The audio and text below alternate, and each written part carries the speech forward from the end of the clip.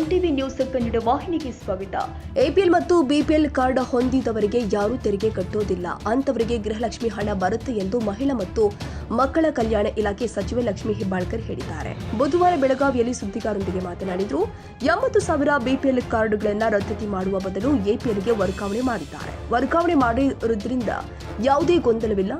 APL BPL ಇದ್ದವರಿಗೆ ಗೃಹಲಕ್ಷ್ಮಿ ಹಣ ಬರುತ್ತೆ ಎಂದಿದ್ದಾರೆ.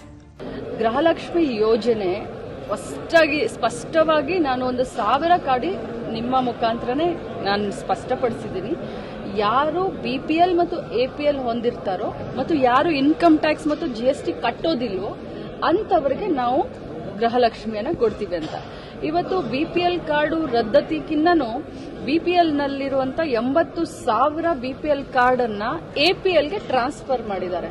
ಸೊ ಟ್ರಾನ್ಸ್ಫರ್ ಮಾಡಿರೋದ್ರಿಂದ ಯಾವುದೇ ಗೊಂದಲ ಇಲ್ಲ, ಯಾರು ಭಯಪಡುವಂತ ಪ್ರಮೇಯನೇ ಇಲ್ಲ. ಯಾಕಂದ್ರೆ ಗೃಹಲಕ್ಷ್ಮಿ APL ಪ್ಲಸ್ BPL ಇಬ್ಬರಿಗೂ ಬರುತ್ತೆ. ಅವ್ರು BPL ಇದ್ರೂ ಅವ್ರಿಗೆ ಬರುತ್ತೆ 80,000 ಜನರಿಗೆ, 80,000 APL ಬಂದ್ರೂ ಅವ್ರಿಗೆ ಬರುತ್ತೆ. ಸೊ ಸ್ಪಷ್ಟವಾಗಿ ಹೇಳ್ತೀನಿ, ಯಾರು GST ತಾಜಾ ಸುದ್ದಿಗಾಗಿ ಎಂಟಿವಿ ನ್ಯೂಸ್ 24/7 ಗೆ ಸಬ್ಸ್ಕ್ರೈಬ್ ಮಾಡಿ ಮತ್ತು ಬೆಲ್ ಐಕಾನ್ ಅನ್ನು ಒತ್ತಿ. ತಪ್ಪದೇ ಲಿಂಕ್ ಶೇರ್ ಮಾಡಿ.